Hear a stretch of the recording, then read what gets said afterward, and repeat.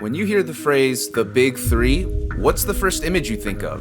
Is it this? Yeah, this is the big three, but it's not what I'm looking for. How about these three? Okay, we get that you might have had one of these dudes as your profile picture at some point in your life, but this video isn't about you. Or is it? I'm talking about this big three. World of Warcraft, RuneScape, and this thing. Unfortunately, I'd be lying if I said this MMORPG right here didn't change my life. It molded my very existence. Alright, I'll make this quick. Kendrick's WoW is what made the One Piece stick, just like the legacy these three would commit. RuneScape might only be well known by those who joined the Fight Club, those in the Cool Club, and Bleach enjoyers who do not watch dub. That would mean the one who got it all, the one who became too big for its own good, the one who won the most for their acting. My bad, I meant actions. That's that ninja, the 69 god. There was a time this anime was once called Naruto. The pairings of all three big threes have a lot in common. Completely different fields of work, yet each of them had a winner, a runner-up, and of course the losers. But let's be real here for a sec. Nobody here was a loser. They just all got a lot of money. There's been a phenomenon happening in the gaming world since around 2024. Everyone is realizing how much more fun and interactive some of these old MMOs were back during the golden age of the internet. I'm not even nostalgia baiting. Back then, things were simple, yet when you took a chance to dig deeper within the complexities, there were puzzles that were left unsolved because the game was updating way too fast. Name 3 games right now that don't release weekly or monthly patches that'll change the way you play. Buffs, nerfs, new characters, bug fixes, you know what I'm talking about. Won't find that happening in these three. More specifically, the OG versions of these three. When you have a video game, no, any game that doesn't change their rules, people tend to get really good at them, like competitive levels of good. And with competition comes controversy. Just look at what's happened in the OnlyFans universe so far. A hardcore classic WoW server that every fucking streamer known to man was streaming and playing at the height of 2024. Now, I'm no WoW expert. I've never even seen the login screen of the game, but I did know that the hate rate for pirate software was bound to happen. Bro was just at the wrong place at the wrong time. RuneScape doesn't exactly have a clean slate either. Just this year they tried to increase their membership and add ads in the game. Thank God, or whoever your savior is, that they decided to take back what they said. Kinda like how Riot decided to bring back Hextech chests after players were literally going on strike in their favorite video game. Poor guys have to start playing Marvel Rivals instead. But at least you aren't stuck in a position like me where you're playing a game with one of the slimiest companies known to man. Stuck to the game like an alcoholic who can't lock in without that warm sensation trickling down their throat. If you thought companies like Jagex or Blizzard were bad, you haven't seen what Big Nexon and their 2-inch Korean dongs can and will do to their loyal player base. And the funniest part is, I'm not even a Nexon hater. I don't even care if you try to blatantly siphon my money with in-game incentives and false gambling rates and all that. Besides, only sheep fall for those scams. Personally, if you're asking me, gun to my head, the biggest mistake Nexon has made in their 20 whatever years of being in business is the fact that there's still no official classic mushroom game in the year 2025. It took Nintendo 8 years to remake Pokemon Red, but for this game, we may never see an official OSMS release ever, and it's an absolute shame. That's why I made this video, to document everything this game has taught me over the years, and to commentate on the types of people I've met and their never-ending creative ways to play the same game that I play. Some methods good, some methods bad, and the less known and morally just these methods become, the lower they'll be on the iceberg. This is everything I have to say about Mushroom Game. I'm your host, Fadiggle, and welcome to Maple Journalism, the last episode.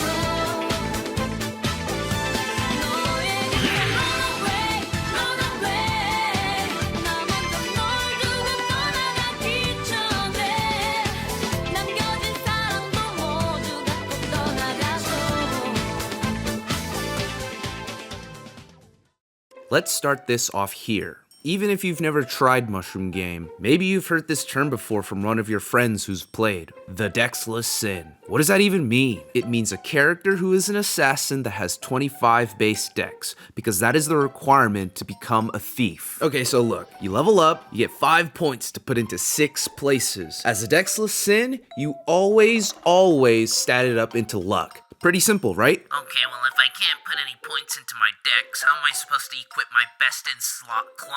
Easy. You grind the hell out of the game and get some dex gear. We've seen some crazy examples of dex gear being produced in Mapleland, the modern OSMS game. Hey, when did you say OSMS didn't exist anymore? Listen, we'll get to that in a second. Let me just finish my point. Let's say I'm an assassin with 150 luck and about 67 weapon attack. We can find our damage range by putting in our numbers into this formula. With crits, the damage is further increased, overshadowing any class in OSMS in terms of damage output. This is why the Dexless Sin was so OP. But in the modern version of Mushroom Game, none of this matters. Every class except for Xenon has one stat they spec into, and the term Dexless no longer exists because everyone is. The more I play modern Mushroom Game, the more it starts to look like Cookie Clicker. And to understand what I mean by that, we have to actually go down a little, where you learn to unlock your third eye. This is basically a skill that chronic Maplers develop over the years, where they start playing multiple variations of it, and they can differentiate what still applies in one game and what doesn't in another. Allow me to introduce you to the timeline of Maple relevancy. KMS is where it all started. The game was such a success, Nexon decided to release servers around the world, with the global version becoming an American sensation. Around the time Big Bang Patch released in Korea, pre-Big Bang enjoyers came together and created the first known private server for Mushroom Game. What's a private server? To keep it simple, it's a replica copy of the vanilla game that is hosted by somebody else instead of Nexon. Odin MS allowed Mushroom Game enthusiasts to choose which version to play. The always changing main server with all your friends, or the stagnant Odin MS, where gamers were encouraged to solve the game without fear of updates that might destroy the meta. It was the best of both worlds, and life was good. Until Nexon took that shit down. This was the defining moment for a lot of Maple boomers that made them realize the extent of scum the company was deep down. But who can blame them? It's their game and it's their right to take down whatever creative property that they own. Anyways, there were many servers to choose from, and GMS Scania became the most popular server. In Mushroom Game, where you start is where you'll be permanently. Scania was at the peak of relevancy for many years as the game slowly developed into the fucking mess it is today. Then suddenly, Reboot happened. To explain Reboot without going into a long rant, it's a server where you cannot trade anything. Not items, not mesos, nothing. Although I'm not a fan, it brought back many diehard Maplers because, as we all know, this game was blatantly pay to win, and Reboot was an outlet to play Mushroom Game without the risk of emptying your bank account, or so they say. In 2017, the Barra server got a surge of players because of the World Leap incident. For a period of time, the game allowed people to hop servers, and the non-Reboot community almost unanimously decided to migrate to Barra. This resulted in Scania no longer being the most populated main server. Even today, aside from Reboot, Barra has the most Maplers compared to any other server remaining right now. There are talks about merging all the interactive servers into a singular entity. We'll see what happens. But the hype didn't last long. Reboot takes spot of being the most relevant for many years until October 2024, the release of MapleStory Worlds Global and the resurgence of old school Mushroom Game. And who knows, maybe in the near future an OSMS server that's better than Artale or Mapleland might come out that finally breaks the curse Reboot brought upon the Maple world. If Melee is classic Maple, private servers and Mapleland is P+. Modern GMS is Ultimate, and Artale is probably Smash 4. It's fun until you realize Bayonetta just ruled the game. And now, I'm about to officially break the silence with my honest thoughts. And I'll sum it up into a single sentence. Modern Maple is absolute garbage compared to OSMS, especially Reboot. Oh, you hear that? That's the sound of rebooters clicking off this video. Too bad they won't be around to hear why I think their game is shit.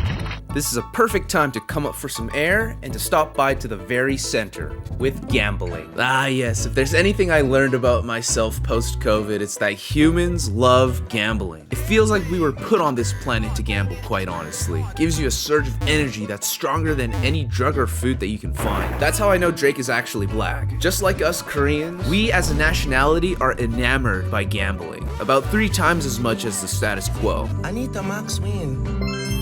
I deadass think the reason why Reboot isn't successful in Korea, the reason KMS meso prices are so high, the reason Mushroom Game was the foundation of all money-making mobile games, is thanks to the high number of gamba-addicted individuals in that country. Depending on which type of Mushroom Game, gambling works differently. To keep things simple, I'll start with OSMS and Reboot-specific gambas that every player will eventually come across. In OSMS, there's farming for drops and scrolling your gear. The main takeaway is that unlike the pay to win that you were expecting to see, scrolling and farming require no money, only time invested into the game. Reboot also has 2 forms of free gambling, cubing and Star Force. Cubes in the regular server cost $1.20 by default, but in Reboot you buy them with Meso. Star Force is the same, with the price going higher with each star. These 2 forms of gamba exist only in modern Maple, and are the first 2 implementations on the Nexon no-no list. A list of additions that made people quit throughout Maple history because of how much they destroyed the game's integrity. They even needed to rework stars completely to get rid of those broken items that made late game a shitty joke. Funnily enough, those cubes are still relevant to the game today, and the reason everyone prefers Reboot is because we're all gamba addicts, and cubes weren't the problem apparently. It was the fact that they needed to be purchased that was the issue. Yeah, you forgot to mention the bonus potentials. That's because I'm talking about Reboot, where B-pots don't exist. Although I will mention that after who knows how long, Nexon finally decided to add bonus cubes into the reward shop, officially giving players a free method to rank up their B-pot. You wouldn't understand how big of a change this was unless you were playing during the heydays of Maple, since Nexon suddenly gives away free shit so often these days. And while we're on that topic, why the hell have cubes been changing in appearance so much? I have 2 complaints, Nexon. 2. 1. When I kill bosses nowadays, I can't fucking tell whether I got a Meister or some other bullshit. I genuinely find weekly bosses less enticing due to this visual change. 2. I didn't mind when you changed miracle cubes into black and red, but why the change yet again? There have been way too many times I've used a red cube thinking it was a black one just to override the potential I've invested so much into rolling. There's just no way this isn't a psyop. Now that we're done with that, here's a fun fact you definitely didn't know. The ninja stars in Mushroom Game are named after the days of the week in Korean. 월, 화, 수, 목, 금, 토, and of course, ilbis. In OSMS, ilbis were known as the gold equivalent of the game. Very rare, only dropping from a couple mobs, while also being the strongest accessible ninja stars for sins. So ilbis are gold, steelies would be silver, and I guess tobies would be bronze. As a kid, I remember always never being able to afford ilbis. I couldn't even dream of them. In Maple Land, they're about 55 mil a set right now. In a more legendary version of Mushroom Game, if you know what I'm saying, they're not even 1 mil, not even worth looting. However, in R.I.P, these are worth over $5,000. And there's a very simple reason why. First off, the ammos in R.I.P don't work like they do in vanilla OSMS. It's an equipable that never runs out of ammo, which qualifies it as a quality of life this version of the game has. Typically, a Sin carries multiple sets of shuriken in order to farm for longer without the need of going back to recharge them, but in R.I.P, it's stay as long as you want. But of course, the devs very much aware of this, made it much harder to obtain. According to OSM Lib, which you'll definitely need to study up if you want to keep up with this game's mob info, there's a 1 in 12,500 chance of Lichen Rocks dropping ilbis. In R.I.P, the drop rate is way lower. Some say it's 1 in 100,000, some say it's 5. But if you're asking me, I think it's a 1 in a million. To be honest with you, this is where we're gonna be for the next week until Friday. I'm gonna also, oh, Blue Screamer. There we go, level up big time. Just like thieves, the 3 other classes can also fully spec into their main stat as well, but for very different reasons. For example, the warrior doesn't need any dex for their gear, but if they don't have enough accuracy, you literally can't hit shit for nothing. You need like an accuracy calculator and different types of gear to sort out your dex situation. That's why when Maple weapons were released and completely wiped the need for secondary stats, warrior items were given accuracy boosts to compensate for their lack of real benefit. benefit, except maybe attack speed. Attack speed is exactly what it sounds like, how fast you attack with that weapon. Or if you haven't played League before, it's equivalent to how much dex you have on your realm character. Some weapons are fast, some are slow. For mages, it doesn't matter because attack speed is on the weapon, not the spells. Mages go luckless because, say it with me now, for every 10 int you have, you gain an extra point in mana during level up. And ever since the release of elemental wands, mages have unlocked their true potential, going full on int, reaching heights OG mushroom gamers could only dream of doing back then. Scroll these LE wands next. Oh, fuck. This is a 180 TMA LE wand. Let's go ahead and find the average price of an LE wand that is about 180 TMA. You won't find shit like this because people are too scared to scroll for something like this. Throw 2 on this one. Oh, holy fuck, it actually worked. We have this plus this. Do not fail me now, game. I think I'm gonna boom my shield first. Let's scroll our shield first, actually. No, let's do the wand first. Fuck it, let's do the wand first. Oh! I'm gonna go for another 30%. Oh my god, man, please. Oh! Let's go! Let's fucking go. Let's fucking go. We could legitimately just make our money back if we just land 360% here. But I'm sure you guys don't want to see that, huh? Should we pull? Ayo, mods, pull? I'm gonna blow this up. Ah! Let's just... What? No. Oh! Yo, no. We're done. We're 60%ing the rest of this. Oh my god!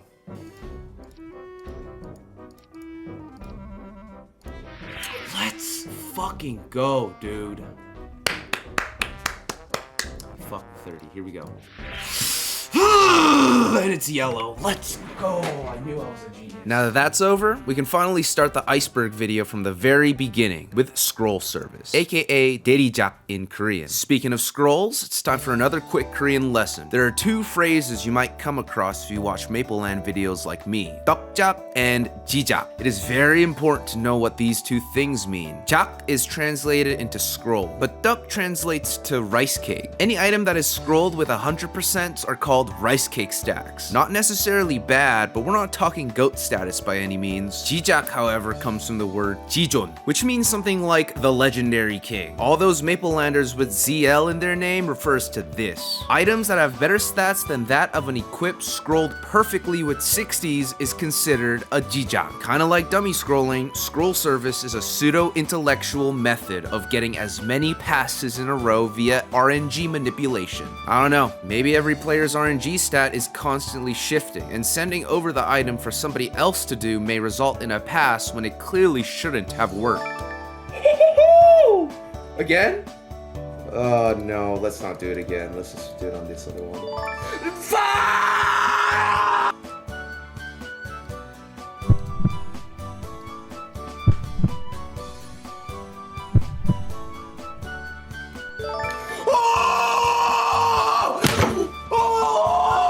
Should I do another one?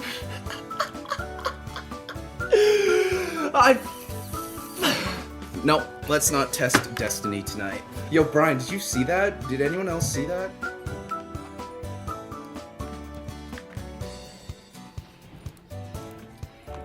Alright, GLs, you're out of scrolls? Oh my... I got it. There's like a hole here, bro. Like, I completely fucked it. I can only hear it. I'm currently under the desk. Huh? What happened? What happened? Oh!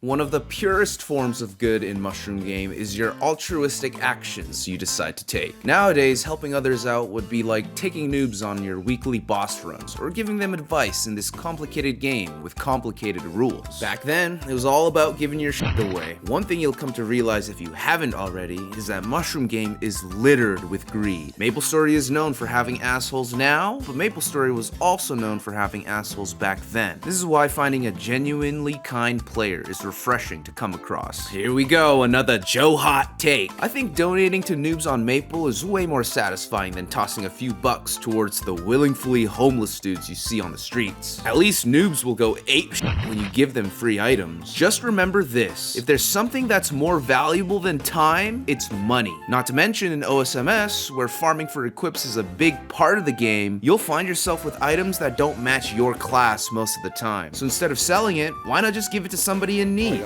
Holy shit, yo, is this any good? You wanted dibs? Yo, that has to be a good shoe. Type 1 in the guild chat if you want this. Oh, Ab, I have some bad news, Ab. What should I do? Should I click trade? If you see him absolutely brick it like right now, it's not my fault. Yeah, I am just a Ilby farmer. If you fail the first one, I'm gonna laugh so hard. Okay, 1. Okay. Oh. It's always the last one. It's always the last one. That's what I say, man. Next on the iceberg, we have friends. You can technically play Mushroom Game completely solo, but whenever I ask peeps why they're still grinding to this day, the answer is usually friends. I've had enough time spent on this game to experience both, and to be completely real with you, I prefer playing this game alone most of the time. However, when I do socialize with others, it's such an unforgettable moment which I would pay both time and money to go through all over again. You know you have a 20% chance of that happening. Dude, but it's you, so I'm pretty sure it's gonna work against your favor. I'm risking it for the biscuit. I have this one glove that will never turn unique after like 50 cubes. Justin has a unique potential scroll 80%. Oh, it's even tradable, damn. He's gonna use it on this glove without any protection scrolls. It's a lose-lose for you either way though. No? You wanna record it from your end? Dude, it's 80%. It's gonna pass. It was at this moment that he knew. He fucked up. He just got sleeved. Oh my god. What makes me sad is modern Maple has changed. Elitism is the faction that won the Maple culture wars. But that's not surprising when you had a game that incentivized you to be a dopamine-fueled gambling prick. I wonder what that says about me. Last but definitely not least on the Good Boy Square is content creation, which intertwines with social media these days. It defines any Mushroom Game creation outside of Mushroom Game itself. This could be screenshots or boss clips, gambling highlights of the night. Then we got more based content like Maple music videos or Maplemations. This was my hyperfixation back in elementary and middle school. And of course, we can't forget the best content of all, socially aware Mushroom Game content that maplestory themselves uploaded a long time ago. Like this one, where the other classes started their own intervention when mechanic was so broken they made it into a bit. What's going on? We just want you to know that we all love you. Everybody loves me, but everybody doesn't need to be in my house. It's not about judgment. It's an intervention, dude. You're overpowered. You have been for a long time. I wonder what made them decide to remove these videos. Oh, but nothing we've mentioned so far beats out this type of Mushroom Game content. To no one's surprise, it's the informal videos. The tutorials, tips and tricks, and how to get rich quick that do the best in terms of viewership. Any kind of Maple content out there though, I approve of. Content creation is what helps the community stay alive and relevant, and to be quite frank, there should be more Mushroom Game creators. Speaking of myself, why do I make Maple content? Well, if it wasn't obvious already, I want as many people playing this game at all times, except maybe Reboot. The more people interested in Mushroom Game, the more valuable my own shit becomes. Altruism doesn't exist. Everyone has an ulterior motive. Just be careful getting too parasocial with your favorite mushroom creator. You never know what someone is really like online compared to IRL, especially when they have dozens upon dozens of glazers who will forge a narrative that detracts from their own true source. And this applies to anyone, not just YouTubers. And shoutouts to the Mushroom Game artists, the only Maple content creators who are legitimately holding it down for the community. We couldn't have survived without you. Let me be the first one to say it. I fucking hate quests. Or to put it in more broader terms, I hate being told what to do in my favorite video games. Tried and true combo right here. The fucking forward tilt into down smash. It's actually so good. If I fucking lose this game, I swear to God, bro.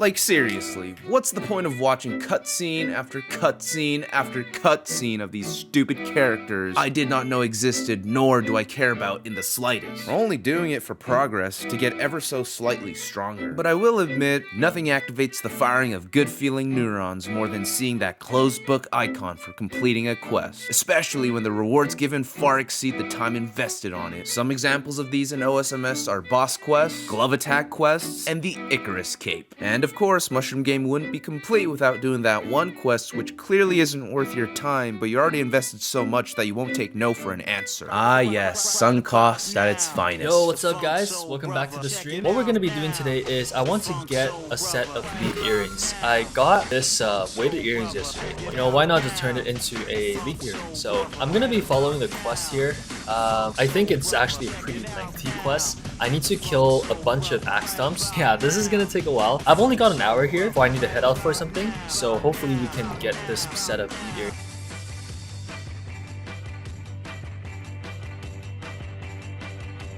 Yo, I've been here for a full hour. These 100 has taken me, not even 100 yet. Oh, I think I finished. Okay, let's go back to the town. You get banned for typing like the most innocent things. Oh, okay. You know what? I will die on a hill for this. KYS is the most innocent thing you can type. Like, it makes gaming a lot less fun. William Hang says, resorted to typing, keep yourself safe. Yo, remember when there's that noose? The noose thing you used to be able to do in League, and they removed it because people were using it as a noose. That game is such a, like, it's like sick. I'm farming the leaf earrings right now. That's why I'm killing green mushrooms. Holy shit, what is going on with you, bro? Let's watch it from here, okay? You guys, oh, let's go. Damn, what the fuck? Holy fuck, man. Where's this goddamn map? Yo, respect to me, bro. Oh my god. Oh. This map sucks, man. There's like fucking 5 of these things. Yes, finally done. Okay, let's go back to Pyrian. Okay, so I gotta go see Dr. Betty and then... Fuck, this quest actually sucks. Guys, I'm doing this on stream so you don't have to. What is this quest, man? Okay, there she is. Oh, thank god. I was like, for a second... Millennia... What? Bro, you're actually trolling Derek. I'll be honest, bro. We're like 3 hours into this quest right now. I wanted the leaf earring just because it looked cool. 100 leaf, 50 logs, 1 stump tier. This is the final quest. I just want to get that 1 stump tier. Dark axe stump. Okay, so I think I have all of these things.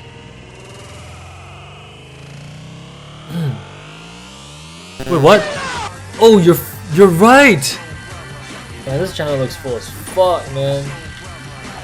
I don't know if it like will appear. Oh no! What the fuck? How do I get the Dr. Betty Night Lord? Bro, where's Dr. Voice chat is so fun. Oh, I got the teardrop. Let's go. Now into the earrings. Oh, boys, we did it! Art-tail journalism for real, man. For real. Look at that shit. Oh, boys, we did it. We did it, boys. Let's put this on. 94% too, nice. Tax exemption in Mushroom Game just means any ways players would try to avoid the hidden fees Nexon implemented while trading meso. I don't understand why this exists, but it does. The classic way people did this back then was to pay 1 meso short of the next tax bracket threshold. That's why players putting 99999 at the end was such a common thing to see. And to take it a step further, there are peeps who would painstakingly trade many times in a row, sometimes even forgetting how many transactions they've done in order to efficiently transfer over money. At that point, you gotta wonder if the time spent trading was an equal trade-off or not. Nowadays, that's not possible. Not because you can, it's because the max meso went the fuck up since back then. It used to be 2147483647, but as time went on, the max meso threshold kept increasing from 2.1 bill to 10 bill, then 30 bill to 100 bill. And right now, I believe it's at a crazy number like 300 billion. Who the fuck owns 300 billion mesos? But here's something not even most mushroom gamers know about. about. Listen closely. Once upon a time, I'm not sure exactly when, Nexon had allowed the back and forth exchange of secret spell scrolls, completely negating any tax deductions that might have taken place in a normal trade. These scrolls are 10 million each and are supposed to be used for advancing to your 4th job at level 120. But now suddenly, everyone was carrying around stacks upon stacks of these as a form of payment. Why go through the hassle of taxes when you can just pay with these? Whether it was on purpose or not, Nexon reversed this change back to normal, which technically means using scrolls as currency was a form of bug abuse. But more on that later. So we're finally moving on to the very right side of the surface. I'm really happy for you, I'm gonna let you finish, but there's a few more things we must know about these two. While it's important to know what mobs drop, it is equally as important to know whether you can even kill it or not. That's why in R-Tail I went the Paladin, basically an elemental warrior. Once hitting 3rd job, I specifically trained in maps where mobs were weak elementally to my attack. There's also the leeching threshold, which means who can receive 3 EXP for being in a party with me while doing absolutely nothing, and it works like this. As long as you're not 6 levels below the mob in question, you'll get EXP. If both party members are 6 levels below, then as long as you two are within 5 levels of each other, it'll be fine. Mob info is more like, if you take the time to study, you'll be rewarded for your efforts. Quality of life, though, is more like, listen, we understand that this game sucks sometimes, so we've implemented things that make the gameplay more forgiving. And that could lead to mixed results. I don't really have time to explain all of them in detail, but here's a list of quality of life specific to Maple, both old school and modern. There's the teleport rocks, safety charms, EXP coupons, increased inventory, daily login rewards, mob boosters, aka frenzy, aka something that's on the no-no list, event boosters, EXP boosters, damage boosters, and of course auto loot, which I'll explain later. There's also of course the auction house, a modern mushroom game staple which after some careful thought might not be as virtuous as we all thought. Again, more on that later. Quick R-Tail rant. R-Tail in specific has so many modern perks added that seem nice, but honestly having these QOLs that technically didn't exist in OSMS really throws a wrench into the culture. They unintentionally kill the drive of many players. Or to put it in other words, you're burning your own player base out. R-Tail is for OSMS nerds who live for the grind, not for those who hone their Maple skill. Adding new shit into an already good product doesn't automatically make it better. This is why I don't play Ultimate or any non-melee platformer for that matter. Sure, the argument of fuck Nintendo is enticing, but it distracts from the fact that you're slowly making me forget my game and how to play it. I remember being so discombobulated after quitting R-Tail and going back to Maple Legends. They're the same game, but they feel like different games mechanically, and it's weird. Alright, son. We starting with advanced mechanics now, son. Alright, so look, in a game where power is all about money, it's hard to decipher who is truly good at Mushroom Game, or if they're carried by their equipment. There's the skills that you learn when you job advance, and then there's the skills that you can learn universally. Something that I like to call, the year is 20 MS, and I'll show you what this world is all about. First, we got the rope buff, an OSMS classic. Buff on a rope, and the cast time is noticeably shorter. This shit don't matter in modern MS though, because you're probably auto-buffing anyway. Next is jump shotting, which is a mage and bowman specific mechanic allowing you to jump while using spells, something you technically shouldn't be able to do. Plus, in a private server with a bit more regality, if you know what I'm saying, you can also use the power of telecasting. Jesus Christ, I haven't logged into this server in a literal decade. I'm getting whiplash from all the cheap nostalgia. Then there's the more nuanced shit, like microspacing or pre-fire jumps. Microspacing is a tool used to do some more wacky stuff in the game, or to squeeze enough space to place your mushy house down. The trick is to tap very quickly, like short hopping on Fox. Learning these mechanics will help you get better at various jump quests you'll come across in the game. Come to Pet Walking Road. Look at all these people. You must meet me at the top. I'm so used to like the shitty R-Tail mechanics that I'm relearning how to play this game. There's no like first place or anything like that, just get to the top. Please wait for me if I'm a bit late. There we go. That one is the hardest. This fucking jump right there, it has haunted me for decades. Look at all these noobs down here. Don't worry, you guys can make it.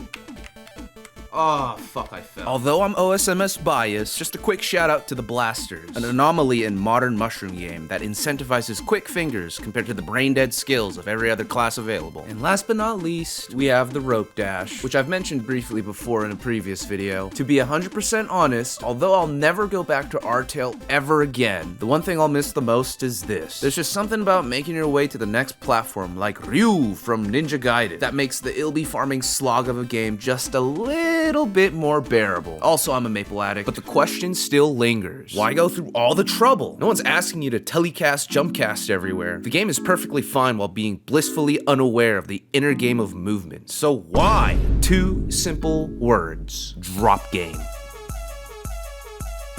This right here is the dopest shit in Mushroom Game. The history of DG goes way back. I don't know if the game existed in KMS, but in GMS, this shit was primo art at its finest. Two dudes just going at it, exchanging the risk of dropping their godliest item, trying to pick it back up before their opponent does. Finding a drop game is very akin to money matches in the fighting game community. You're both fronting up valuables, willing to lose it all for the sport of the game. DGs are fascinating to think about, since Maple is a game of all luck and no skill. But DGs are all skill. If I loot your item, it's as good as mine. The game doesn't care how you obtained it, and so won't your opponent. It's not just movement either. It's about knowing the delay timings of your drops, hitting the Z key at precise moments, knowing your surroundings, also known as Hennessy's General Store, but we all call it the pot shop. Tell me, when's the last time an audience came to watch you kill mobs for hours on end? On second thought, don't answer that question. My point is, drop game is an art form that is lost in modern times. Expensive items usually aren't even tradable no mo. Not to mention there's entire fucking factions of Maplers that can't even trade nothing. If Mapleland or a MapleStory Classic comes out in American servers, the culture of DGers might just come back. We can live in a world where whales could go band for band with vac pets, for Christ's sake. But I guess Nexon doesn't seem the same vision Joe Cock does. Also, bring back Q lagging. Y'all fucking ninja nerf that shit. You ain't slick.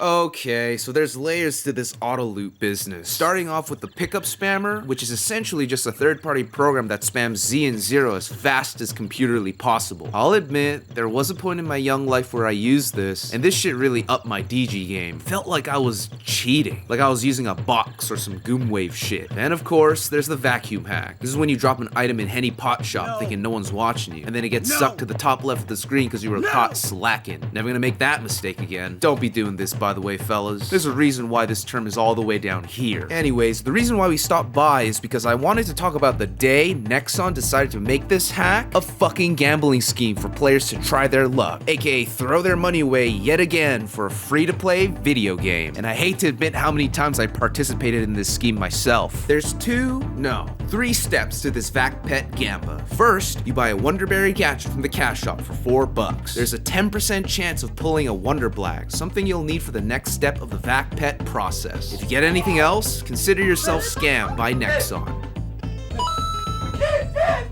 굳은 거야. 어? 저기 파란색 뜨면은 쓰레기야. 아, 너 안 줄 거야. 좋아해. 진짜.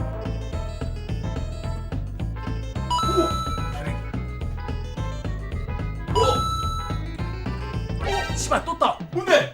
저거야. 뭔데? 어? 아, 두 개네. 두 개. 하나 더 뽑아야 된다고 이거를? 두 개. W 검은색 두 개를 합치는 거야. 그 두 개 합치는 거야. 그렇지. 또 더 해봐. 수이사 부럽냐? 오. 이게 두 개 떴는데. Once you obtain 2 Wonder Black pets, it's time to fuse them. Using a Luna crystal, which again costs about $4, you now have about a 12% chance of pulling the Luna Petite, which is a vac pet. This pet will legit suck up every item on the ground like a neodymium magnet. And in regular servers, this thing will run you up about $200 minimum to purchase. Yes, you heard me correctly, $200. If you've made it to this stage, don't worry, as you have one last chance at pulling the jackpot. Just get another Wonder Black and a Luna Crystal. Now you have about a 20% chance of rolling a Vac Pet, and you better pray you get one. Cause if you fail here, you're given the final prize of a Dream Pet, which will net you about a cool $2, maybe $3 if you're lucky. 너무 귀엽다 포동이. 우와! 씨발! 떴다! 떴다! 이야! 아, 주루카! 또 떴어! 잠깐만. 내가 하나 만들어줄게. 야! 이거는 확률이 어려울 것 같은데? 씨발 뭐야? 좋은데? 시작부터? 왜? 왜? 시작부터. 뭐야? 어떻게 알았어? 이거 야, 개잘되는데. 민규 소매머리네. 귀엽다. 코멘머리로. 나이스! 오케이! 아 이거 진짜. 야, 김민규 얼마 들었어 방금? 딱 10만원. 와! 아니 이거야! 아니 그러니까 이게 원래 11개 하면 여러분 한두 개 나오지 않나? 해본 사람이야. 제발 MK! 와! 씨발 뭐야? 하나만 더. So if you like watched this far and you still don't know what a whale is, I got you. Whales are gamers who are personified into spending life-ruining moments of money in Mushroom Game. Here's the thing though, to them, it's never a life-ruining thing. Who knows what kind of occupations these guys have? Well, enough of an income that they can just swipe-a-roo on that thing until they achieve their goal of getting whatever they wanted. Like, I don't know, maybe it's a way for pseudo-welts to take it out on the game. Y'all are clearly stressed out about something going on IRL that's got you fiending for some overpriced pixels. The whale is easy to spot in Mushroom Game. Probably got a pair of round glasses. Basically everything's transparent. Gotta get that doll's nightwear in there. Also that stupid emo dagger, the white cap, and of course, Xenon Neo Tech gloves. They usually hang out in Henny somewhere, or with their guilds chilling in HQ. When you surround yourself with people who are crazy as you, if not more, the shit you be on don't seem that bad. I think about the period in my life where I thought I had so much money, I kept spending and spending and spending until even I snapped out of it, realizing just how much I spent on a fucking dying game. At the same time, I also concluded that this game is a force of nature that is to be taken with caution, because once you get lost in the sauce, I fear your time on this earth is being taken for granted. Didn't catch any of that? Well, allow me to keep it simple. The game fucking sucks.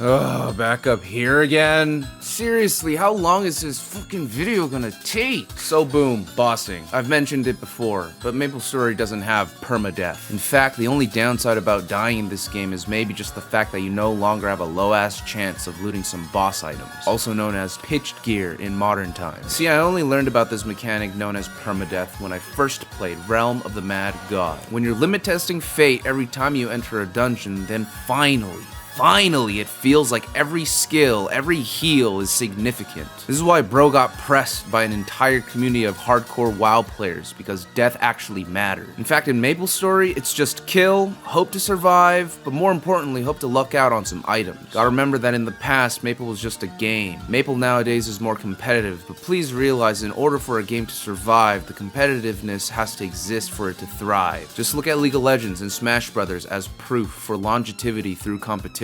Even the most casual, kid-friendly games have the potential to be so much more...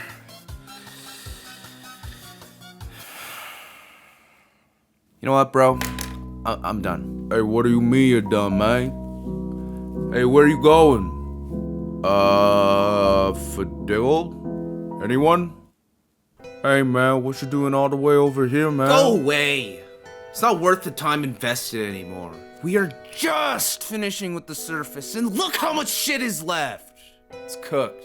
I'm not doing this anymore. Fuck the show, fuck the video, fuck Channel Johawk, and fuck maplestory. I'm done. I'm done. I'm done. Why are you still here? Go watch something else. Can't you see it's over? Well, they're waiting for you. I'm just chilling because you told me this is gonna be the last time you ever do this and you can handle it by yourself. Yeah, well, I don't care anymore. And tell him to beat it. My life's been a spiraling mess because I decided to make this trash series, but it's the one fucking time the viewers gave a fuck what I had to say. And now that doesn't matter either.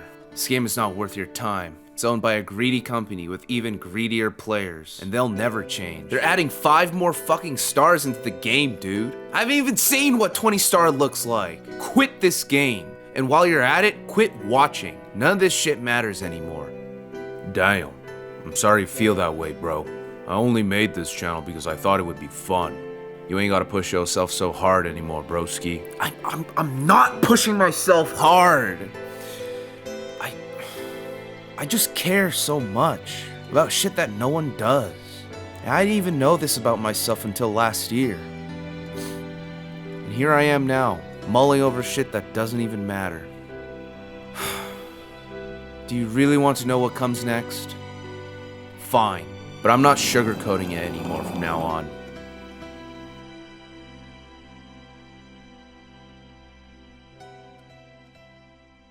Alright, Tier 2, starting with events. Huh, it's pretty dark in here without any real content on the screen. Guess I can fix that. Give me a sec. Alright, there we go. That's a little better. Let's make a quick overlay too, cause why not? Also, something feels off about me. Let me just... Okay, perfect. So events are just time periods like Christmas, Halloween, the New Year, Maple Anniversary, where Nexon comes up with a new set of limited time events, allowing you to progress faster than normal. Events are usually the best time to play, Nexon being fully aware of this. That's why anytime there are moments where people are taking a break from work or school and have a lot of free time, it's when they typically come back. Like they say, you can never truly quit this game, and the COVID-19 boom of maplestory really showed this off in global servers. The advice here is, it's best to invest time into Mushroom Game during an event period. Next up, we got wikis and guides. Pretty straightforward if you ask me. Like I said before, it's the tutorial how-to videos about Mushroom Game that receive the most attention outside of the game, and it makes total sense. Although I may seem a bit bitter about that, that's only because now speaking, I know the game enough to make my own decisions. We all gotta admit that there were times that we'd Google search for something that we just couldn't figure out on ourselves. So it's thanks to these guides online that we're able to save all that trouble. There'll be Maplers who watch this video, for example, looking for the clues on how to become Maple goated, but they've likely closed out by now. It reminds me of those times I'd search up editing software tutorial videos and got impatient because the uploader just wouldn't get to the point. Oh, or like how nowadays people don't leave comments on threads asking for cheat codes, but rather AI prompts to get the exact replica of what they're looking for. The world doesn't change, it's just the fancy spangled new devices that do.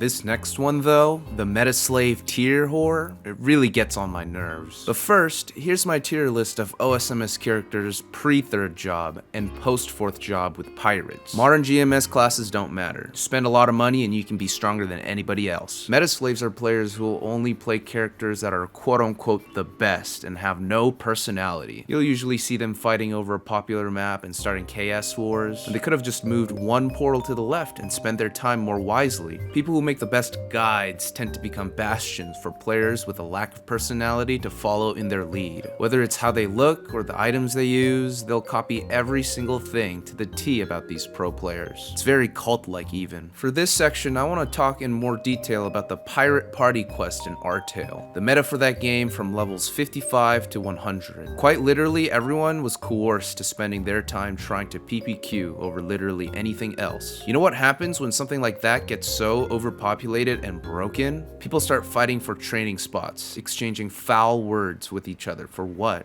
To get levels in a video game? You realize if the simplest of simpletons can get to triple digits that easily, you start to have a problem. It gets hard to recognize players who are actually good and players that cheese their way to where they are. Tell me, does getting boosted to diamond really make you a diamond player?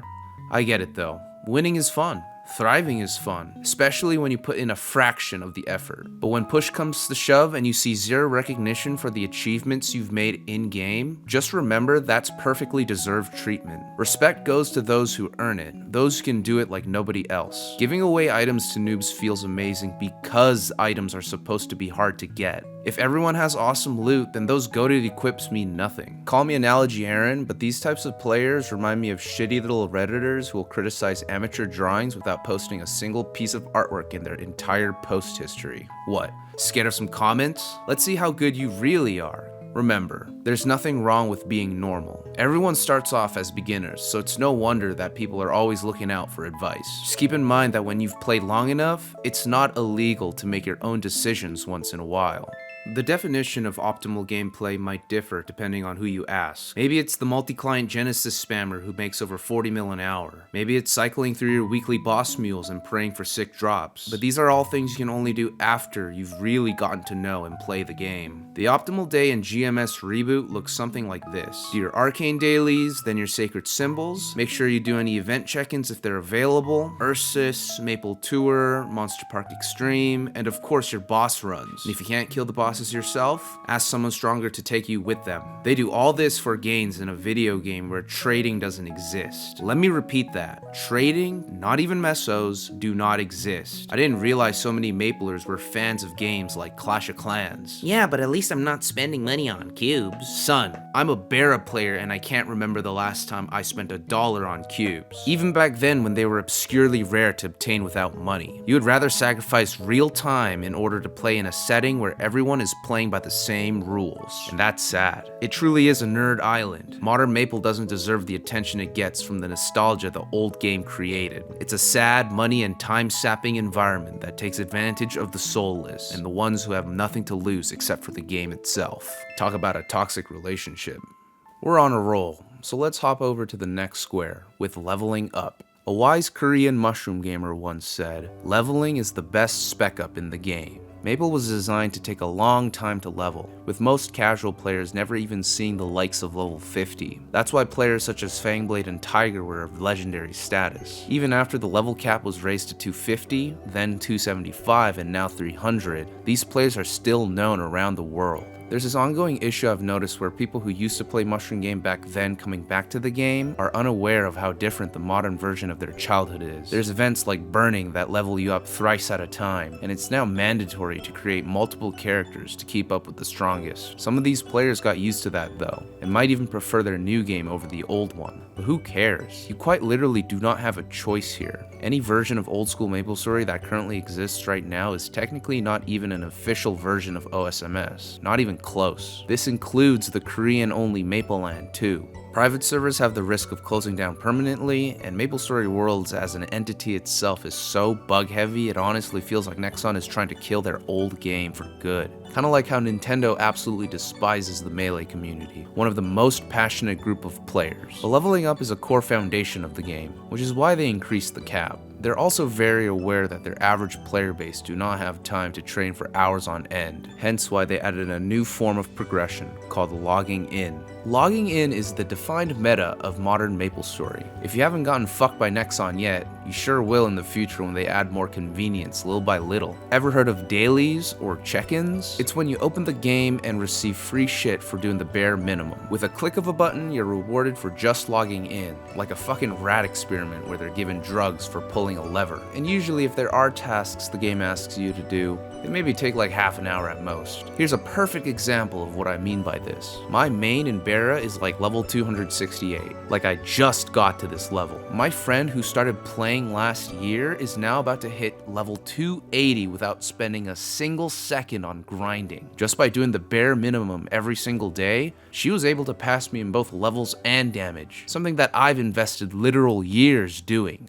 And why is that? It's because I didn't keep up with events, and I didn't do my dailies, nor did I log in every day because I don't want to be told what to do in video games. When Mushroom Game starts becoming a job where you have to clock in order to progress, then I stop having fun. That's literally the reason why I'm so underleveled. What I don't like about that is now, just like PBQs and R-Tail, being high level is no longer a feat, dude. Sure, it may seem impressive if it's your first time reaching levels so far into the late game, but remember man, I've been playing this game since the beginning and I've seen the changes Nexon's overlords have implemented. My levels, items, time and money invested in areas I thought were worth doing suddenly became completely obsolete after a patch change. When you add more bullshit to do in the game, you play less of the game you originally remember. I get power scaling exists, but just take a glance over at Maple Legends. It's been alive for like a decade now with little to no changes, and yet people are still happy with it. And now with modern Maple having so many ways to increase your damage, Nexon can just say, "We're sorry for giga fucking up your time sync with these mistakes. Please accept our apology and we'll give you all these goodies and upgrades that can't be marketed but will give you a personal boost that shortens the time spent to earn them for absolutely free." Bro, half of these things didn't even exist 2 years ago. What makes you think they'll still be relevant 2 years later? Wait. What? Huh? Why are we back? Oh, I must have forgot a term on the left side of this tier. I don't remember putting any more though. Yeah, so like I put one here. I call it being a min-maxer. Listen, man, I'm trying to get this done ASAP, Rocky, so if you don't mind, I'm gonna You have to continue. make sure to wake up early in the morning to stay up to date with the recent Maple news. Ugh, yeah, tell me about it. Changes every week. That's why I gotta stick to OSMS ever since Cuisine. OSMS doesn't exist. You're the one who said it. If you're not playing Reboot GMS, you're being scammed by Nexon. Okay. You might be right, but you must not have heard me either. There's no trading. Yeah, but pay to win doesn't exist, and it's the only game Nexon officially cares about. It's the best server. Okay, yeah, sure, whatever. Look, I'm on borrowed time. What else was it that you wanted to say? First, you're gonna create a Mercedes link skill and level it to 200 for the EXP. Then follow these guides on Reddit, otherwise your trio nodes will be messed up. Whoa, slow down there, pal. You're scaring the hose away. Some of these people watching don't even know what a Mercedes is, let alone have they reached level 30 before. Yeah, I know they're noobs. That's why I'm teaching you. If you're not pro at the game, you can't have fun like everyone else. If everyone is a pro, then no one will be, stupid. Just let them play however they want and people will find their way of having fun. And while I'm at it, don't be taking advice from the MapleStory subreddit, man. You're taking advice from goofies that look like this. Sit down and be humble, bro. I have 8,000 levels on my Legion and my CP overshadows yours like a black hole. You've played this game your whole life and you still suck, noob lord. Being humble means learning to shut your mouth, but more importantly, knowing when to shut your mouth. That means the only people left speaking are the ignorant ones, or those who aren't heavily invested in said topic to be afraid to speak their mind. The result is confusing info that tends to hurt said topic and its advancement. You're not making any sense. Do you speak English, Joe Hawk? Let me say it in a way that even you can understand. You like modern MapleStory, don't ya? Yeah. You like seeing those big numbers on the screen, so big that you need a damage skin to tell you the units instead. Yeah. You like it when the game keeps changing, since it means Nexon gets to add new shit that makes you stronger, right? Yeah. So that means if there ever comes a day that you decide to quit, you'll lag behind everyone else who's still currently playing, right? I will never quit. Nexon must love players like you. I thought the same thing, then I stopped playing. Do you know why I invest in things such as PSSBs and limited time equips? Because I can be assured that cosmetic goods will not depreciate in value. I don't care. In Reboot, you can't trade. Do you see my point now? You lot complain about game mechanics that should be integral to the game, but you'd rather cry about it online until Nexon decides to remove it for you altogether. Sooner or later, you'll find yourself grinding without even pressing any buttons. Yeah, and it's awesome. I can watch Moist Critical and Gurar on my other screen while I'm doing my dailies now. Yeah, and that's my issue. You're not playing the video game, you're playing Cookie Clicker. Nexon doesn't want you to enjoy their game. They want you to be online as much as possible. You're a fucking Philistine, and to be honest, you wouldn't last a month in OSMS with your brain-rotted lifestyle. Actually, I got to level 101 on Hardtail, so I'm a Maple genius. It was boring after that, so I quit. OSMS is a trash game after the nostalgia wears off. Wait. I knew it was you! You have the attention span of a rugby player in math class, and nothing you've said so far surprises me. In fact, you fit the absolute T of many, many people I've met throughout my time online. You're the guy who camps with a shotgun. You're the type of guy who's 20-0 in League, and you still run away from 1v1. You play Steve in Smash Brothers, but because this fucking company caters towards cowards and the nerds, you know what we lost as a community? Culture. We lost culture. The only legit way of playing modern Maple is the way this guy just described it, like a loser. Don't be a loser. Always strive to better yourself, whether it's at work or at home. The grass is always green if you put in the effort to learn, to hone your skills and become a master.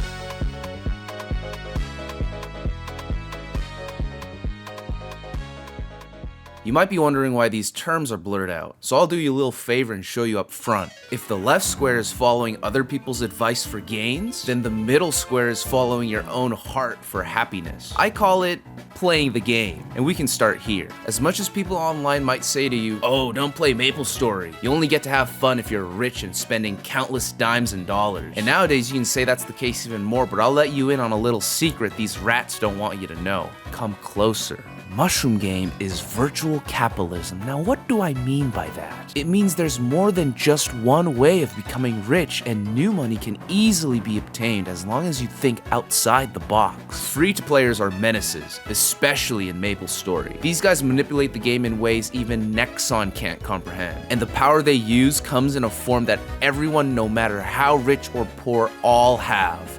time. And don't be coming at me saying, oh, well, I don't have time to be playing video games. Boy, find yourself 50 minutes into an iceberg about video games talking about I don't have time. You have enough fucking time. Being free to play in Modern Maple is difficult, but not impossible. This is why I despise Reboot, because to me, anyone who plays Reboot essentially gave up on attempting the other side of the game of marketing. Moving on, manifesting is a term you may have heard before.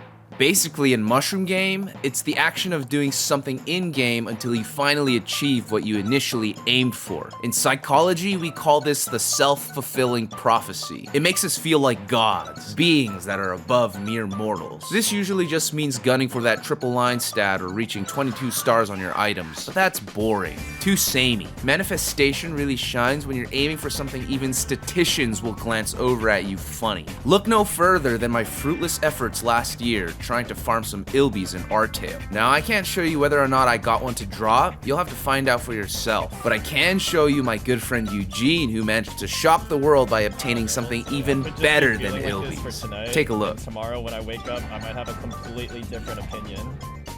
But right now... Oh my god, no! No, no, no! No!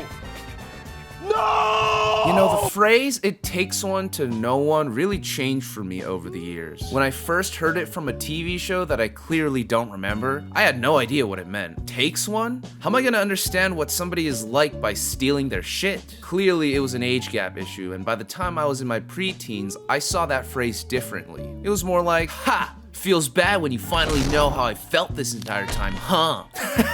Yeah, I don't know, it just sounded really cool to say, like, it takes one to know one, asshole!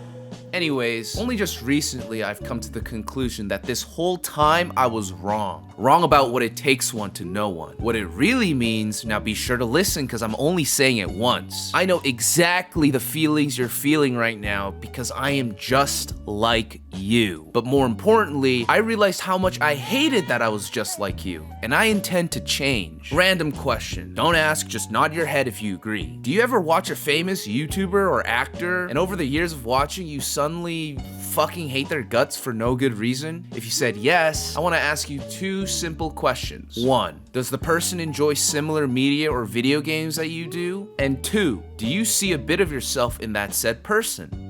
There's a new undocumented illness that's been affecting many folks out there called the main character syndrome. Some of these symptoms include growing up privileged, watching a lot of television, being male, being the oldest child, being the youngest child, being the only child, you're competitive, and most importantly, you will literally do anything to be on the spotlight, only if you're prepared. People with MCS can usually hide their disease, but tend to project their temperaments into whatever interests they currently have. And fun fact, most of the times it's that projection that actually fuels the core enjoyment of whatever they're doing. This is why people without MCS are in awe when they witness those with the illness do inhumane feats, to which the latter is just a day in their life. MMORPGs are a perfect match for people with main character syndrome. You can choose exactly the way you want to look. You're free to do whatever the hell the game allows you to do. You can become a leader in your community or a group of friends. You can essentially do the thing you always wanted to do in your life. Manipulate actual people into creating the exact setting you've always dreamed of having when you were a child.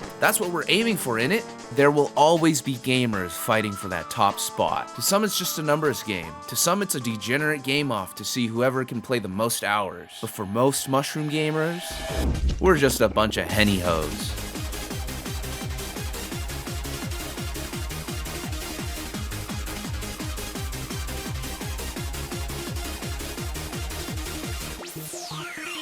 What is 1 plus 1? Okay, oh, chill. 1 point. Punish grab. Do you kind of see what we're doing here now? How do I even explain this? Because if you know, you know, and if you don't, you're likely just as confused as ever. Henny hoes, in my opinion, are the gatekeepers from being a true neutral into the degenerosities located in chaotic neutral. It's the reason why people like playing games like Roblox or Club Penguin, or if we dig even deeper, games such as IMVU or Habbo Hotel. It's called socialization with a few extra steps. This is where the term fashion story is introduced. It's essentially essentially just all the cosmetics the game has produced and released for years on end. When I said that there are people who created entire worlds with cosmetic design, I was not joking. And I know for a very specific set of people out there, they're waiting for me to talk about a certain little something, but please be patient. In modern video games, cosmetics is a side of the game that is the polar opposite of what we've been talking about the entire time, which is the progression of your character in maplestory. Fashion Story, on the other hand, has little to no progression value. Its main tool is to doll up your character and look stylish enough that you start to forget the insane tasks Nexon mind controls you into doing every single day. But here's how these two worlds align. Both have monetary value, and depending on what server you're playing, these two markets intertwine. That's when flexing becomes rampant in Mushroom Game. If you can't keep up with overpowered gear and leveling to 300, then why not just flex your fit? This is why the entire whale culture is so prominent in maplestory. And I genuinely mean this. It is thanks to the whales that this stupid game still exists. So fuck it. Let them flex out. Let them show off their valuables, whether it was obtained by hard work or otherwise. Flexing only works when the items obtained actually took a little time and effort or some skill. Unless you're playing Modern Maple, of course, where people will flex anything. We spend too much time on the potential dopamine pulls instead of the game itself. The game has revolved itself around these items, causing it to be less about being social and more about stuff. And that is why Princess could not join the Powerpuff Girls. Oh, and we're not done. I saved the best one for last. Introducing the Gold Digger. People who leech off others, people who will do the absolute minimum in the game, yet always be part of everything big happening. Gold Diggers, to keep it simple, are opportunists, and you'll usually find them crowding around the flexers in hope of snatching a free item or two. A Gold Digger could be anyone who uses charm to get what they want, receiving things and experiences they could never even imagine. Because let's face it, you don't have that privilege. Oh, but you want it badly. Very badly. So bad you're willing to pretend to be a cute e-girl in hopes of fooling that maple millionaire for some cash. Say it with me now. There's no such thing as a girl online, unless proven otherwise. This toxic relationship between the flexers and the gold diggers will never let down. And as long as enough people give a shit about these internet tangibles, people with maple nepotism will never change, and this cycle of giving Nexon our paychecks will linger until the day we die. Are we still going to praise players like that? Or perhaps you're glazing them up so you can have a little piece of the pie, greedy bastard. What, you don't see where you're fucking going? I wasn't even driving. Don't shut the fuck up, you fucking piece of bacon!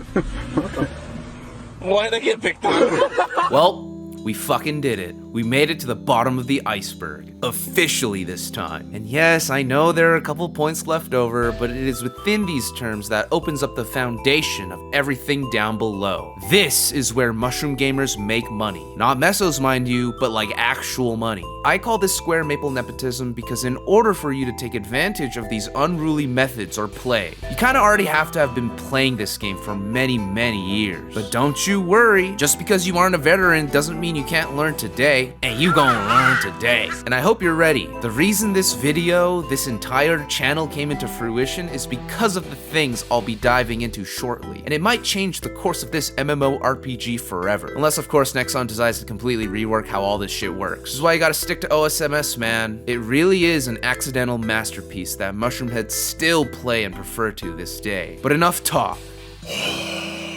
Let's get right into this shit, starting with the gateway drug into chaos, merching. Merchants and gold diggers have a common goal, to extract wealth from other players. The only difference between them is that one is a parasitic leech, while the other is self-sufficient. Doesn't mean both can't be greedy. Back then, merching used to look like this. A flea market with hella peeps that are trying to sucker off their leftover goods, or haggling newbies for their prized possessions. That's why knowing what certain items and scrolls usually go for is key to merching in OSMS. Next in line is the Mushy House, which allows you to list items in a store for 24 hours in the free market. The closer you are to Channel 1 FM1, the more likely that customers will encounter your store. This is why although the auction house is amazing, it takes away the unnecessary steps to selling your shit. It killed all commotion in the free market, and the place is a desolate wasteland, with reminders of how fuck-ass cooked this game is. While merching outside of the auction house still exists, the only way to unlock such a service is by joining the bare Terra Trade Discord server, a coalition of whales, merches, collectors, and real-world traders where they can do incognito business outside of Nexon's surveillance. If you want to get Maple rich, you're gonna want to join this server. But how, Johawk? How do I join such a thing? You might be asking me. Well, the way I did it was by joining a well-established guild in the game and participating in enough dailies for them to say, "Oh yes, your trust has been granted. Welcome to the server." And it really can be easy as that. So how the hell do you make so much money? What point does it make to join a marketplace when you don't have any valuables to sell in the first place? And I don't know what to tell you, besides keep watching and figure it out yourself. It seriously took me about 10 solid years to understand the game that I was playing, so the least I can do is show you my strat. I mentioned earlier that I invest in Maple cosmetics such as Permanex and limited time equipment. Nexon these days are super efficient with getting players hooked back on maplestory during these event seasons, and with new events comes new shiny clothes for whales to overspend on. These items can become overproduced during the hottest moments, and with the logic of supply and demand, you can find really good looking cosmetics going for super cheap during the event's peak. Save up some meso, buy a couple dupes of certain items you believe will have aesthetic value down the line, and hold. Diamond hands, baby. Trust me, because once it's all done and over with, you will be the guy with the goods that everyone will be waving money over your face. Just pray that no one else had the same bright idea as you did. This leads to another commonality found in Mushroom Game, or just human nature in general. How much people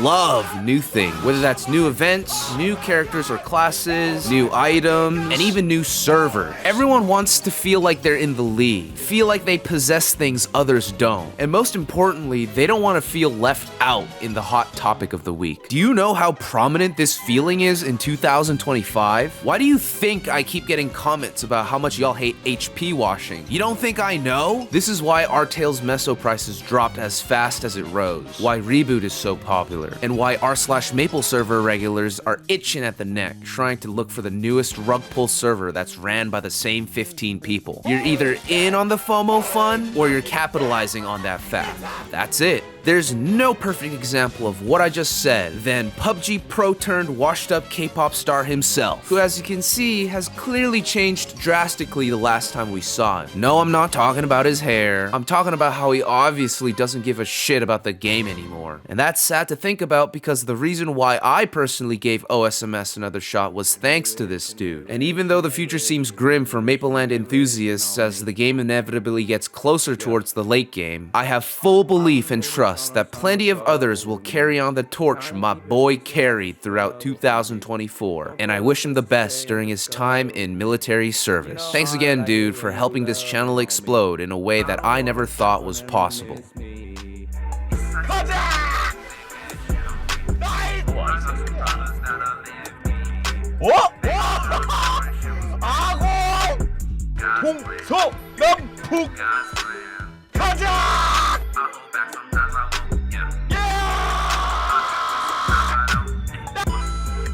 아 다행이다 씨.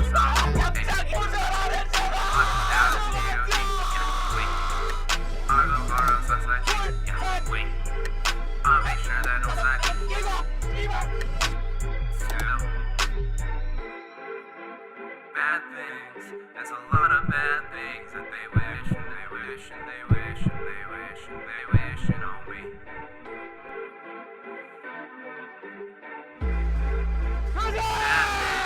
There's a lot of bad things that they wish and they wish and they wish and they wish on me. Hey, hey, hey. She said, do you love me? I tell her only partly. I only love an ex and the drama. Not sorry, YouTube mill. I even got it tatted on me. GMS, this is a game called Maple Story. And this my Cody. Turn a 22 into a 23, dog. Without 90 IED, there's no me. Imagine if I never met the homies. God's plan. I can't do this on my own. 얘 뭐라고요? 재미라고 했습니다.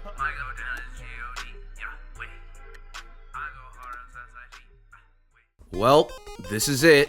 For real this time. No more corny ass jokes or edits. The atmosphere got so tense even my avatar is switching around. If you are watching this while only half paying attention, at least listen to this part because it's the only thing that'll really matter. Seriously, pause your League game, go back to town, and put the video on the main screen. Exploitation involves perfectly legal and possible things in Mushroom Game that can grant potential gains. Most of these exploits are unknown by even the most seasonal of players, and people of authority like to punish or even ban those who use exploits when they're caught. My take is that you shouldn't be punished for doing anything included here, but you usually are. However, anything past exploitation is subject to be banned, and deservedly so. Scamming is like merching, except the scammee typically isn't happy with the outcome. If you didn't get completely swindled, you most definitely got ripped off at the least. Bruh, he scammed me. But petty scams don't really exist in modern Maple. Only exit scams, which is more of like a grand scheme where somebody exchanges all their trust and reputation gained over the years for a Maple heist of a lifetime. Again, don't be doing this. People don't forget dirty betrayals like this, and it'll come back to bite your ass in the future for sure. So if scamming is taking advantage of other players, bug abuse is taking advantage of the game's engine for gain, and it is by far the most interesting point on the iceberg. Too bad we're short on time to even discuss it for long. You may have seen bug abuses in the form of things such as dupe glitches, or recently the Unicube bug that's been sparking a new wave of diehard Maplers to quit the game. Just go watch Niru's video on the topic. He'll explain it better than I ever could. People who complain about bug abusers and think they should get banned are just mad jealous that they didn't think of doing it before it got fixed. Exploiting bugs only works because the ones who discovered it keep it on the down low. Otherwise, you get another anniversary event incident where you gotta fix the fucking game from the ground up again. But to ban someone who abused a bug that was Nexon's fault to begin with? Are you smoking that good shit, or are you just dumb? Next up, IGN hoarding is maybe the most innocent thing you can do in this evil landscape. In fact, I'm pretty sure all of you have probably participated in this to some extent, and it's pretty self-explanatory too. Just create new characters with IGNs you or somebody else might use later in the future. The reason why I didn't put this up here with collectors is because how marketable some IGNs can be, and even Nexon knows this. All I'll say about this is that there was this one time in 2015, maplestory cleared up a bunch of inactive names, and I took maybe one of the biggest gambits of my life. Instead of attending my physics exam, I ditched school and ran all the way back home, moments before the IGN wipe maintenance lifted. The conclusion? Let's just say I probably made back all the money I've spent on this game ever since I was a kid, and counting. Thanks, teenager me. Still don't get it? Then you don't know what real-world trading is. It's the act of exchanging in-game valuables for cold hard cash. Nexon hates this and tries to get rid of it at all costs, whether that means banning people who are caught slacking, or by adding shit like the meso market. But the biggest and the slimiest way they do this makes me so mad just thinking about it. Scissors of karma. And anything with the fucking word karma on it. Why, Nexon? Why do you insist on making every item that's still valuable untradeable once you decide to wear it? This is a fucking virtual good we're talking about here, right? Since when can virtual goods be worn out for using them? Who the fuck's bright idea was it to have to pay a $4 fee, if not more, to make a transaction? To further point out how bad this has become and how accepting our shit for brains community is, they've now added a scissors limit to certain items. Do you know what that means? Once you've traded it around enough, that shit is untradeable forever. Yup. That item you just spent a bunch of money on cubing and star forcing is now worth about the same as your Genshin Impact account. Zero. Like, I can understand a company's distaste for that, but what I don't get is why. Why are there other players who have an issue with this? This is a direct call out towards GMS players, because in KMS it's not that way. In KMS, there are valid Korean websites that do RWT sales, and most cash items are tradable. So why is it that you lot find it so evil? Who is it that gaslit you into believing real-world trading ruins the game? Was it Blizzard? My guess would be that Americans value equality, and they want everyone who plays their game to be given the same rule set, no matter how rich or smart they are. You have doofuses who play R.I.P or Reboot, refusing to try anything else because they would rather be spoon-fed victory. If you think this way, please please just stay with your kind and never show yourself in front of me ever again. And don't even get me started on Asmongold's Scissors of Karma. Even though I should be happy about this release that opens up a whole new market for the game, it's literally just a band-aid fix for a problem Reboot has had since the beginning. These fucking idiots will boast about how they spent $0 on cubes, then brick up $100 trying to roll for pets. Do you even have that many mules to put these shameful regrets on? Not to mention, for each Oswell scissor somebody buys is another $6 added into Nexon's bank account. Congratulations, Mapler, you just got played once again. If there's one nice thing I can say is that wow, you finally gave the players a way to get rid of their untradeable items, even though they might just be cosmetics. I truly hope that's enough for the community to forgive you guys from the consistent surge of corruption this company seems to operate on, pretending to be a video game. This shit ain't lasting for too much longer, so count your days. In conclusion, how should I say this? Stop policing real-world trading, because the negatives you receive from policing it is not worth the potential benefits you will get from screwing over someone who cares about the game enough to spend money on it. Just accept reality like KMS did, and use whatever you can to promote an in-game alternative. And while I'm at it, please stop with these absurd tax and fee rates. It's hard to want to support a video game company that wants to be so money-grubbing. And finally, third world isekai is just a cute way to describe those gamers who live in third world countries and play mushroom game to strictly make money instead of working an actual job. Can you really blame someone for doing this? I've talked to people who hire peeps to play for them in their place. So I ask you rebooters this who are still watching for some reason. Is your server still free of pay to win? You tell me. Sarcasm aside, these isekai folk are seen as pests to the average Mapler because they're usually adding another layer called botting, which is something you can and should get banned for using. You know what botting is, but in case you didn't, it's using external programs that'll play the game for you. That means whether you're at work or at home sleeping, the bots help you progress while you're doing absolutely nothing. That is not playing the game, as you can clearly tell, but I can see it being used by those who are looking to make some paper, or shallow losers who care more about status than they ever will about legitimacy. There are more incidents of people botting and hacking in general because unlike exploits, it doesn't take a genius to decide to download a hack for abuse. But sadly, what happens just right of this square occurs the most, even more than hacking. Yet everyone who partakes in this evil shit almost always gets away with it. But before that, some honorable mentions. Something that I wanted to speak on but couldn't find time to discuss until now.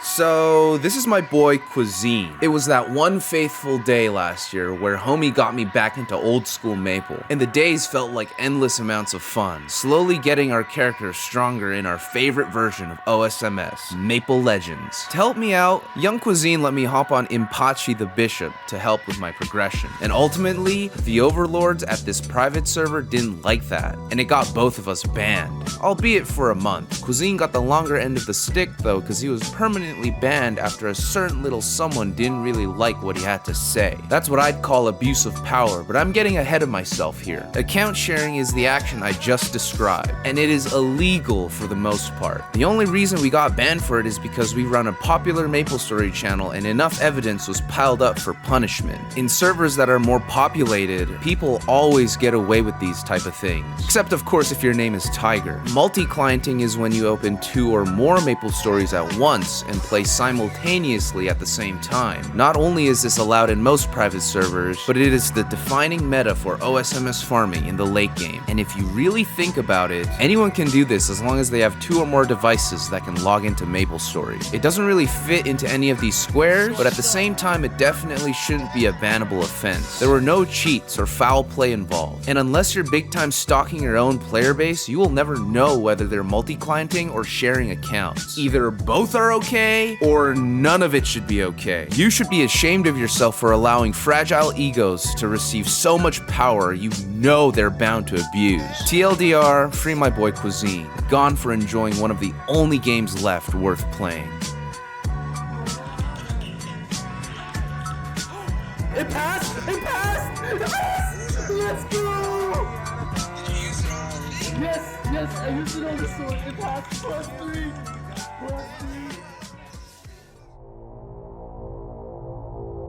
Lying is rampant in Mushroom Game. It is the underlying reason why we as the consumers are never given the benefit of the doubt. Things like impersonating others or just straight up slander cause the narrative to change. It's why lawyers exist in society, but you'll never see such a thing in video games. But it's not just us who lie. The company themselves have been hiding a huge fib that they were sued over it. The misleading cube rates. And I'm sure 100% of the Mapleheads have heard of it. Not only does this break the trust of players, but from now on, how should we as a collective continue logging in after knowing this whole time triple line boss damage or meso drop rate was impossible? To change it now is some bullshit for those who spent countless on cubes before. Back then, no one questioned the rates for item drop chances in video games. It was only when these game companies took advantage of the player base by tweaking the rates to their absolute limit that it was a problem. Now, account hacking, I'm sure everyone understands. Whether it was through phishing websites, brute force or keylogging, y'all can unanimously agree that hacking someone's MapleStory account is no better than robbing a bank at gunpoint. There's a term I recently discovered called social engineering, and to keep it simple one last time, if you've ever given someone you know and trust your credentials and they break that trust by logging in and stealing all your shit, you've been a victim of social engineering, and I'm sorry. The least I can say is I've been there too, and it's caused deep underlying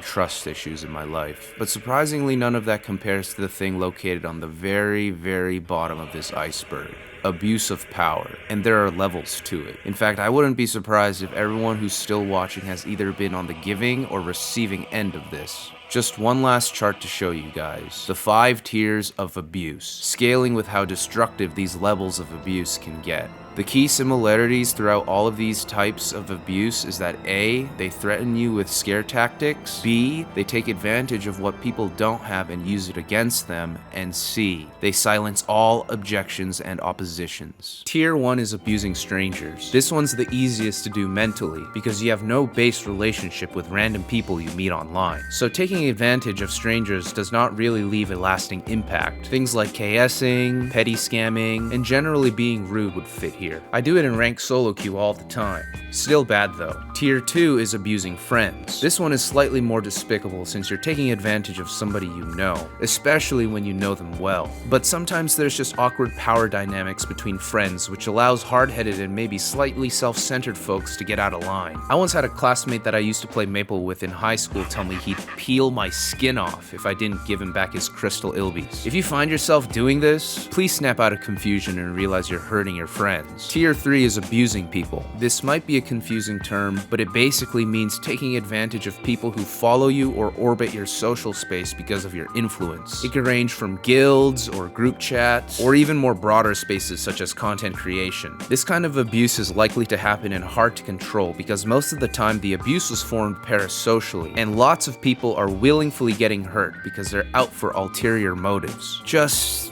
be careful, okay? And remember that behind the screen, everyone is human. Tier 4 is abusing privilege, and I hate this the most. It's just any person who is in power or given power using it nefariously in order to push their agenda. Maybe it looks like power-hungry Reddit or Discord mods, or GMs who think they know better than everyone else because of their stupid hat they have. We all know why you banned us. It's because we dug a bit too deep into a sensitive topic you're insecure about. That's why you're the bad cop for a washed-up MapleStory private server, since there's clearly nothing better to do. And Tier 5, the abuse of trust. We kinda already went through this with lying, but the amount of wealth, fame, and power Nexon was able to achieve by betraying their own devoted players countless times over the years, I find it disgusting that that fact isn't being shared more often. To get to the point where you have this sort of power, it's highly likely you take advantage of everyone because the results of being evil gave such immediate gratification with barely any backlash. I mean, who wouldn't keep pressing that big red button? Crushing other people's hopes and dreams is but a mere flesh wound when you can't even see the floor when you stand on your own money. It feels like everyone around you is just a chess piece to your king. Yet funnily enough, your piece is one of the weakest. Sure, it's much better than that pawn that can only move forward, but even they have the possibility to change. You though, you reached your peak. There's nowhere left but to go down, fighting until your last breath with people at the horizon, the complete opposites that are looking to see you fall and will do anything in their power to see your demise. I hope you're ready for what's to come, Nexon. with all that being said, it seems that this game's future appears grim. Both modern and classic versions of Mushroom Game. MapleStory Worlds will be the death of OSMS, and until a proper classic MapleStory is released, this game will inevitably meet its doom if you don't think it's happened already. As for myself, I'll keep playing this game until the day I die, because it's one of the only few things I know how to do. But this video isn't about me, nor is it about the haters or the naysayers. It's about the ones who care. The ones who care enough to log in the next day and so forth. How much I give a fuck won't matter until the rest of the world decides to give a fuck too. And besides, this is merely one point on an iceberg filled with endless amounts of culture just waiting to be discovered. And when one story reaches its end, the next one is bound to begin. I'll just like litter a few ilbies around, see if anyone takes the fucking... Oh, these guys are fucking DG expert fast. Deep! Pump fake! Going this way. Ducky tube right here. Maple wisdom staff. How about this clean warrior shield? What is the rhythm game I streamed and played yesterday? Not Osu, not DDR. Greg.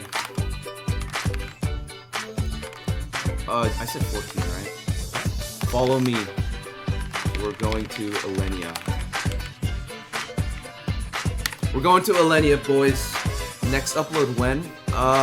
Stop. Okay, yeah. Alright, cool. Let's go.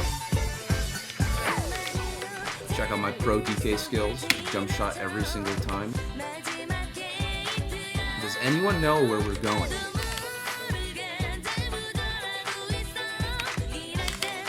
It's been a while, okay guys? Stand here. I'ma explain the rules. So you see how there's 5 platforms here? If I choose your number during the roll, you're eliminated.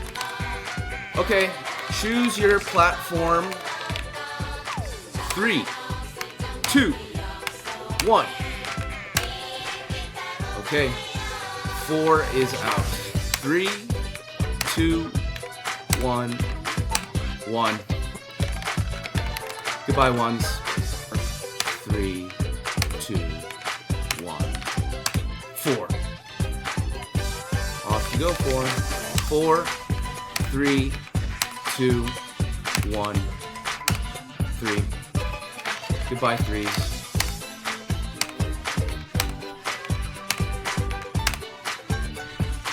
Goodbye, 3s.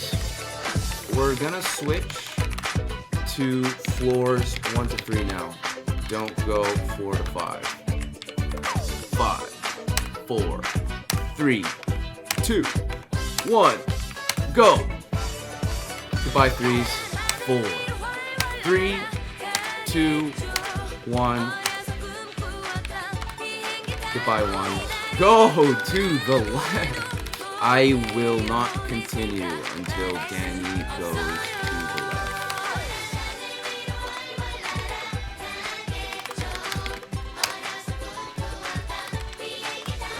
Rip 10, 9, 8, 7, 6, 5, 4, 3, 2, 1. There it is. What a fucking event that was. There you go, sir. Best of luck, and thanks for playing. There we go, guys. I heard Prin is gonna give away the... Never mind.